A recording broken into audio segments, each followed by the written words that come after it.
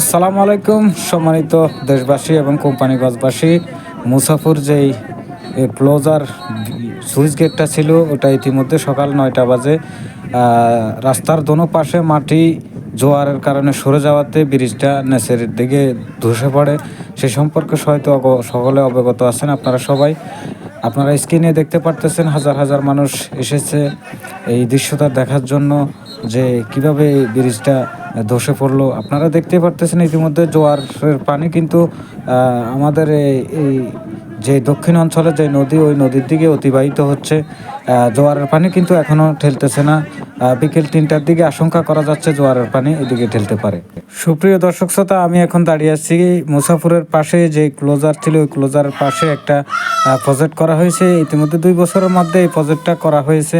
এই প্রজেক্টটার মানুষ কিন্তু তারা এখান থেকে গোছগাছ করিয়ে এখান থেকে চলে যাচ্ছে। তারা আশঙ্কা করা যাচ্ছে জোয়ারের পানি যখন এই উল্টা পাশে ঠেলবে তখন তাদের এইসব কিছুই থাকবে না। জোয়ারের পানি আসলে কিন্তু অসুবিধা হবে না, জোয়ারের পানি নামার সময় কিন্তু সব কিছু নিয়ে যায় সেই সম্পর্কে হয়তো আমরা জানি না, কেননা আমরা জোয়ারের নদীর পাশে বসবাস করি না। তারা আমাদের থেকে ভালোই জানে। আপনারা স্ক্রিনে দেখতে পারতেছেন খুবই কষ্ট করে এই প্রজেক্টটি উনি জুগিয়েছেন। আমরা ওনার সাথে কথা বলে জানতে পারলাম যে তিনি এই প্রজেক্টটিতে 25 লাখ টাকার মাছ চাষ করেছে এবং কি তার এখানে দুইটি গরুর খামারও ছিল। ইতিমধ্যে একটি গরু মারাও গিয়েছে পানি আসার কারণে এবং কি তেনার সেখানে 3000 মুরগির বাচ্চা ছিল, পাওরামা ছিল, সেটাও তিনি হারিয়ে ফেলেছে। আমরা দেখতে পারতেছি ইতিমধ্যে যেই মুসাফুরের যেই সড়কটি রয়েছে ওই সড়কটির পাশে যে সকল জমি রয়েছে ওই সকল জমিতে মোটামুটি পানি নেই।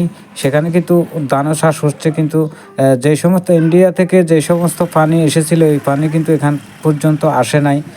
এখন ধারণা করা যাচ্ছে এই সুইচ গেটটা পড়ে যাওয়ার কারণে যদি জোয়ারের পানি ঠেলা দেয় তাহলে তারা এখানে থাকতে পারবে না। তারা নিরাপদ আশ্রয়ের জন্য যেসব ঘরের যাবতীয় সামান দৈনন্দিন জীবনে চলতে হলে যেসব সামান ওইসব সামান নিয়ে যে যার মতো করে এখান থেকে চলে যাচ্ছে।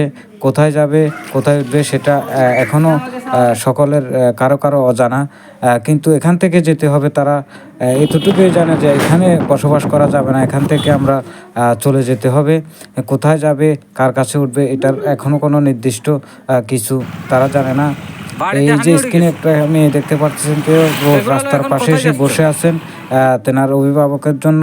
তারা আরও বাড়ি থেকে সামান আনতে গেছে, কিন্তু তারাও কোথায় যাবে জানে না। এই হলো কোম্পানিগঞ্জের এখনকার পরিস্থিতি।